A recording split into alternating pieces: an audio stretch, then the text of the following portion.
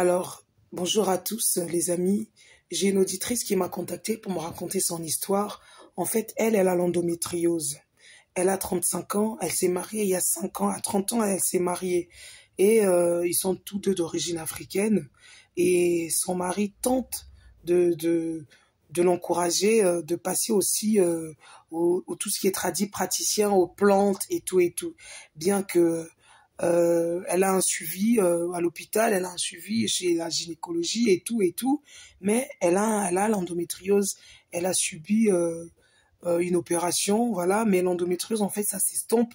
Apparemment, quand tu atteins la cinquantaine, la ménopause est arrivée, et ça s'estompe. En fait, c'est un sujet très délicat. Il y a beaucoup de femmes qui ont cette maladie-là. L'endométriose, précisément, on retrouve ça chez beaucoup de femmes africaines, asiatiques. Mais ce fléau touche aussi beaucoup de femmes aussi en Europe. D'ailleurs, il y a beaucoup de sensibilisation sur cette maladie-là. Donc voilà, c'est pour ça que j'encourage aussi à toutes les mamans, vous qui avez des filles, à partir de peut-être déjà de 15 ans, 16 ans, commencez aussi peut-être à avoir des suivis pour vos enfants, parce qu'on sait jamais, des fois ça se relève très tardivement.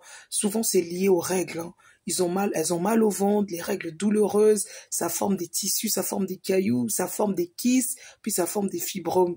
Donc parfois l'endométriose fait beaucoup de dégâts et souvent on est amené à faire des interventions. Donc cette dame m'a un peu expliqué son parcours. Elle a eu une opération, elle a toujours l'endométriose, mais chaque fois elle consulte. Elle me dit, Mouna, dans l'année, je consulte au moins 4 à 5 fois. Parce que dès que j'ai un souci, dès que je me sens mal, je peux pas consulter qu'une fois dans l'année. Non, parce que j'ai déjà eu une opération et ça m'a un peu fragilisé. Voire même les toilettes publiques, moi, j'évite, Mouna. Parce que parfois, ça peut arriver, hein, lors d'un événement, lors d'un voyage, lors d'un lieu public. Je suis amenée quand même à aller dans les toilettes publiques. À plusieurs reprises, j'ai eu des petits soucis, des petits bobos, parce que mon corps est fragile, donc faut faire attention. J'ai quand même un bon régime, hein, voilà. Je bois énormément d'eau, je bois beaucoup d'eau. J'ai réduit un peu tout ce qui est alcool, tout ce qui est aliments trop gras. En tout cas, j'ai un bon régime alimentaire, bien que je ne veux pas me priver, hein. Si un jour j'ai envie de me faire plaisir, manger un fast-food, voilà, aussi boire un peu d'alcool, du champagne ou du vin, je m'en prive pas, mais j'évite parce que il faut que aussi la santé soit un peu alignée avec ce que j'ai. Et elle m'a dit, donc pour l'instant, j'ai pas encore d'enfant, mais les médecins, avec tous mes examens, tout ce que j'ai fait, voilà, j'ai fait quand même des tests, des examens où il fallait qu'on regarde, euh, en fait, ma, comment on appelle ça, en fait, ma réserve ovarienne, tout est bon, donc je suis au-dessus, je suis bien. Voilà, mais pour l'instant, l'enfant y est pas. C'est peut-être que le stress de mon mari, peut-être moi aussi, et puis avec la famille qui me mettent la pression. Franchement, faut pas souligner que Mouna, parfois dans notre culture, dans nos pays, dans notre mentalité, une femme quand elle est mariée tout de suite. Alors l'enfant, c'est pour quand? Alors l'enfant, c'est pour quand? Et moi, ça fait déjà 5 ans et pour l'instant, j'ai pas encore d'enfant. Voilà. Donc on a aussi fait des tests avec mon mari. Les médecins ont demandé tous les tests, voilà, pour voir aussi si le souci vient aussi peut-être de l'homme. Parce que souvent, on pointe toujours la femme, mais on oublie, il y a aussi l'homme. On est deux à faire un enfant. Mais du côté de mon mari, tout va bien. C'est de mon côté. Et mon mari me dit, bah écoute, on va aussi tenter euh, la médecine ancestrale, on va tenter les plantes. Je vais envoyer les plantes, je vais demander la commande au bled. Je vais envoyer les plantes. Et moi, je veux pas.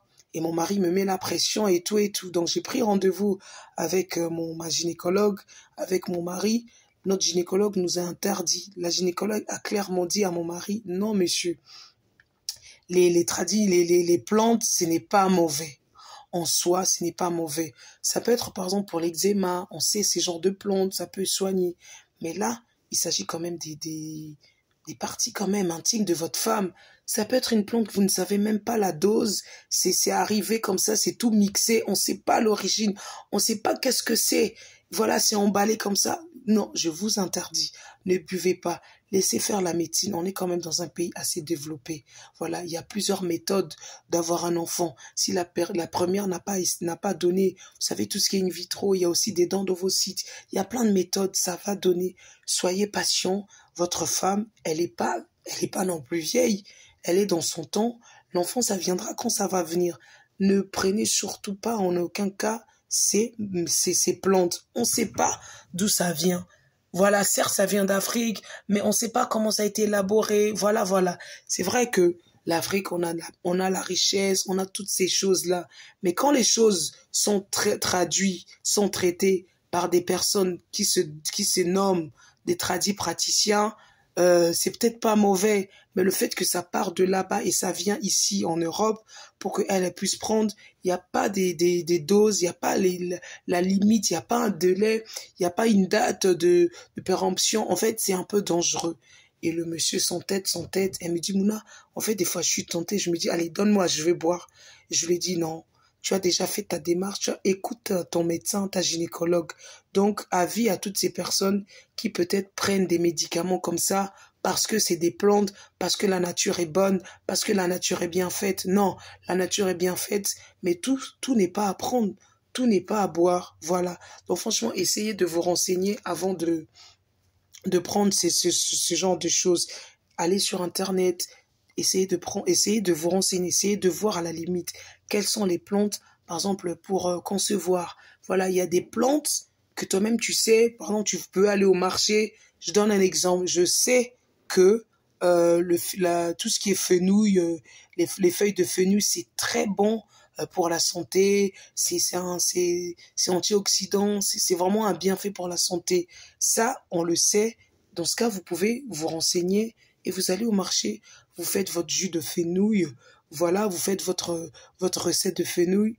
C'est un exemple que j'ai donné. Au moins ça, on sait.